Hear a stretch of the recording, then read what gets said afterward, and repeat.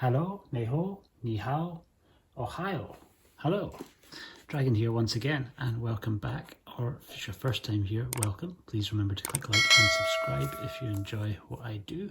The channel's slowly edging its way closer to 100 subscribers, which I'm super happy about. And there's still 2 days left to enter the Snake and Eagle Shadow competition, so please jump over to the competition launch and leave a comment there to be with a chance of winning. I'm going to do a draw names out of a hat thing later on this week, and I'll probably post a little video at the same time as I do that. So for today, getting into one that I just did an unboxing for. This is Jackie Chan's New Fist of Fury, originally made in 1976 and then re-released after the success of Young Master, recut as a shorter version in 1980. Both versions are present on this. So jump over to the unboxing video, which I'll leave a link for if you want to see more details about what is actually inside it. Today we're going to be getting into the contents of the disc itself and the movie. And where to begin with this one? I've been chatting with some of you about this and about kind of other versions of Fist of Fury, of which there are many, over the last couple of days since I posted the unboxing. This is an often, I think, maybe harshly treated Jackie movie. It's certainly not his best. It's certainly not his best low way, but I still kind of dig it. It's, by comparison to the Bruce Lee version of Fist of Fury, if we think of the Bruce Lee version as being a beautiful, gorgeous, gourmet burger that you would maybe go to a nice restaurant and sit down with all the sides, all the sauces you could imagine, maybe a nice milkshake on the side. New Fist of Fury is a bit more like a McDonald's hot hamburger. Cheaper, maybe a bit less quality, but they're both still burgers and they both have their place. Sometimes you want that super fancy burger experience, sometimes you just want to go to McDonald's and get something quick. So I think I don't want to kind of take away too much from this movie by comparing it unfavourably to the original Fist of Fury. It's meant to be a sequel, it's kind of a little bit more of a sort of loose remake, but it does still feel ultimately like a bit of a cash grab by Lo Wei to try and can keep the success that he found with Bruce Lee going.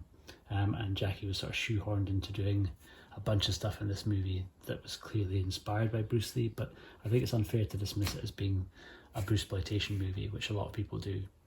I think it's more, I don't know, it's more of a strange, unusual animal of a movie on its own. There's very little action in it comparatively. For a Kung Fu movie, there's really surprisingly little Kung Fu in it.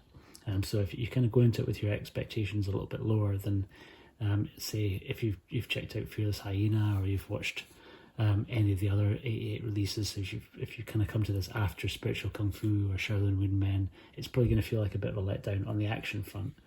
But I think there's still a lot of fun to be had here, and the fact that it was Jackie's first real proper starring role, you can see shades of what would be to come. I know that he himself is very derisive of it. A few of you have been chatting to me about how you read Jackie's own take on a lot of his films from this era in his autobiography, and I would absolutely agree. These are certainly probably not the movies of which he's most proud, but I think you can see him starting to work out probably all the things that he doesn't want to kind of lean into in movies, and finding some of the things that he does. You start seeing the beginnings of some of his more acrobatic side kind of coming through, and a little bit of the stunts that he'll do, even just being knocked to the ground in a particularly acrobatic fashion that's not easy to do. So you see him starting to kind of play around with the kind of mix of martial arts and acrobatics that he'd ultimately kind of perfect in his own movies once he finally kind of got the reins taken off and was able to really kind of call the shots himself.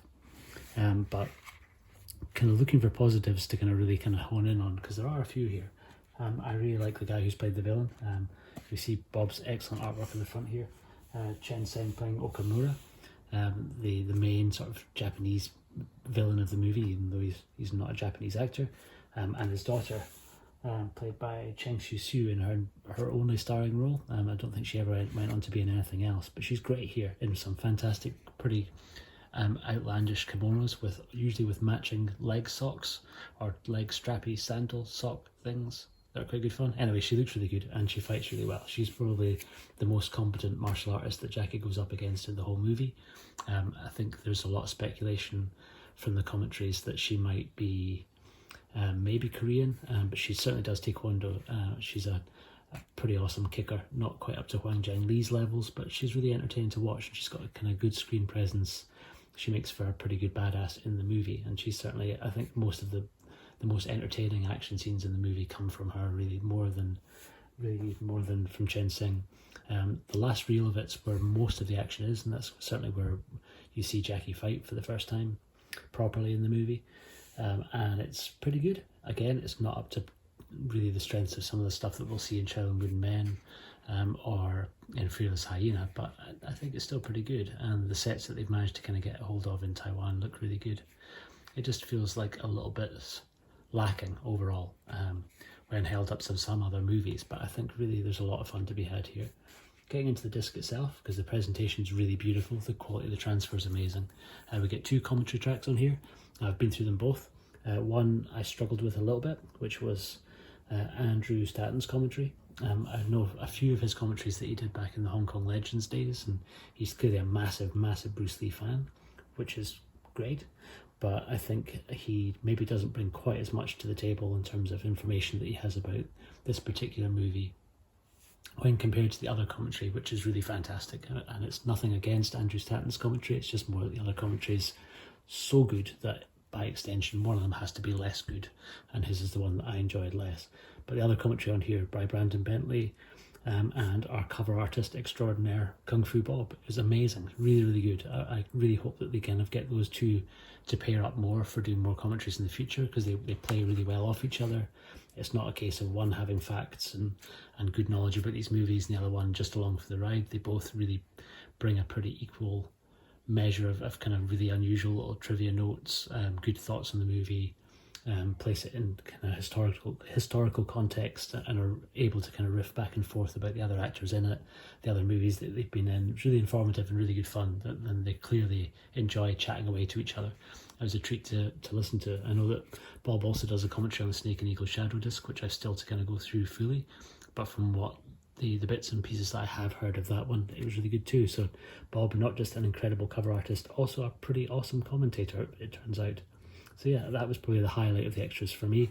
There is, I think, trailers on here too. You get the original Hong Kong trailer and the English trailer, but there's no kind of extra features beyond the commentaries. But they're both really good. So even just the Bob Brandon Bentley commentary, for me, would make this a pretty good package. Where Andrew Stanton shines a bit more is the liner notes. There's a pretty extensive book that comes with this version if you get the one that's got the slipcase, and I think Andrew Stanton's the one who did all of the text in the book, and that's pretty great. I kind of went through that as well. So you get a little bit of history about Jackie's origins, of how he kind of came to work with Lo Wei and the first few movies that they made together.